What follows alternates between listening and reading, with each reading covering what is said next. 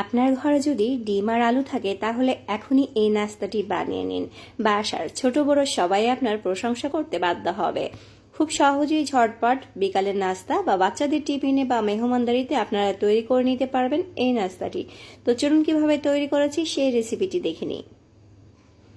প্রথমে একটা বাটিতে আমি 1 কাপ ময়দা নিয়ে নিচ্ছি, চাইলে আটা দিয়েও তৈরি করে নিতে পারবেন। 1 চা চামচ লবণ, 1 টেবিল চামচ চিনি দিয়ে দিলাম, তারপরে দিয়ে দিচ্ছি 1 টেবিল চামচ তেল দিয়ে খুব ভালো করে এটাকে একটু মিশিয়ে নেব।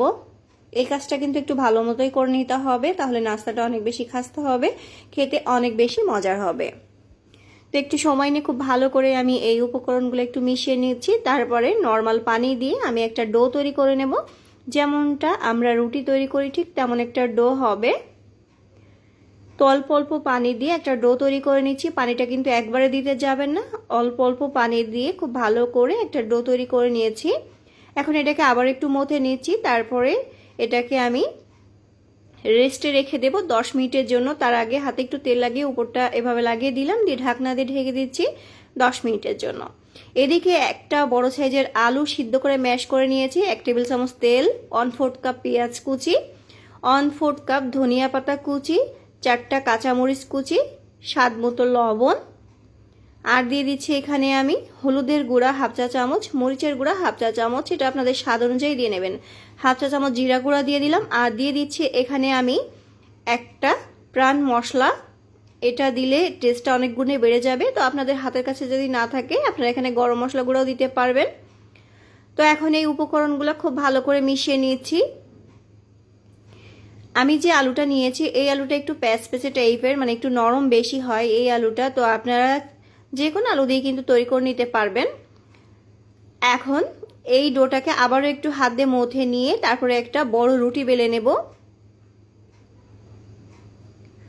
তো বোর্ডের উপরে নিয়ে একটু ময়দা দিয়ে দিচ্ছি, দিয়ে আমি একটা রুটি বেলে নিচ্ছি। তবে একেবারে পাতলাও বানানো যাবে না, আবার একেবারে পুরুও না, এমনভাবে বেলে নিতে হবে। তো এই যে আমি একটা বড় সাইজের রুটি বেলে নিয়েছি, এর পুরো ঠিক এমন হবে, এমন পুরুত্ব হবে।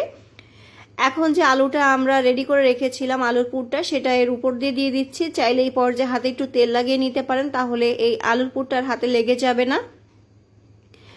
এখন এই রুটিতে আলুর পুরটা দিয়ে দিচ্ছি খুব ভালো করে। তো এখন এই আলুর পুর আর রুটিটা ঠিক এভাবে করে ফোল্ড করে নিতে হবে। দেখুন ঠিক এভাবে করে, একদম সহজ, খুব সহজে এই নাস্তাটি তৈরি করা যায়, খেতেও কিন্তু অনেক মজার। খুব সহজেই আপনারা তৈরি করে নিতে পারবেন কোনো রকম ঝামেলা ছাড়াই। এখন এটাকে আমি কেটে নেব পিস পিস করে। এই নাস্তাটা কিন্তু আমরা অনেকেই জানি বানাতে, আবার অনেকেই জানি না।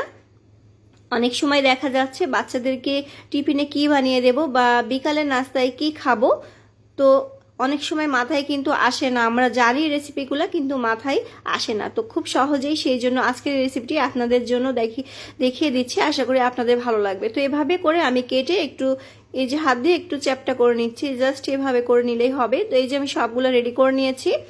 এখন একটা ডিম নিয়ে নিয়েছি আর সামান্য একটু লবণ দিয়ে দিচ্ছি ডিমের ভিতরে, দিয়ে একটা কাঁটা চামচের সাহায্যে এটা ফেটিয়ে নিচ্ছি। এখন একটা একটা করে নাস্তাগুলা ডিমের ভিতরে দিয়ে এই পিঠ ওপিঠ খুব ভালো করে লাগিয়ে নিতে হবে ডিমটাকে।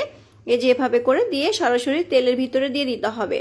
আগে থেকে চুলার পরে একটি ফ্রাই প্যানে তেল দিয়ে গরম করে নিয়েছি। এখন একটা একটা করে নাস্তা আমি ডিমের সাথে এভাবে মিশিয়ে মানে গড়িয়ে নিয়ে তারপরে তেলে দিয়ে দিচ্ছি। আর চুলার আঁচটা মিডিয়ামে রেখে নাস্তাগুলো ভেজে নিতে হবে।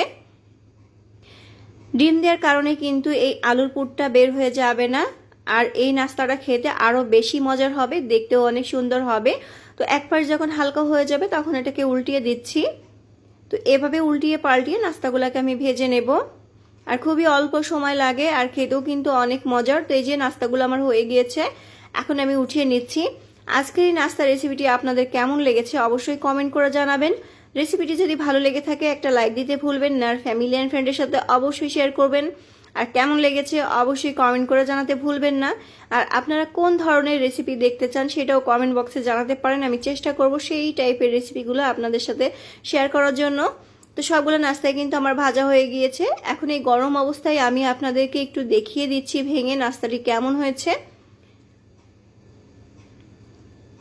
এই যে দেখুন, আমি গরম অবস্থায় ভেঙে দেখিয়ে দিচ্ছি।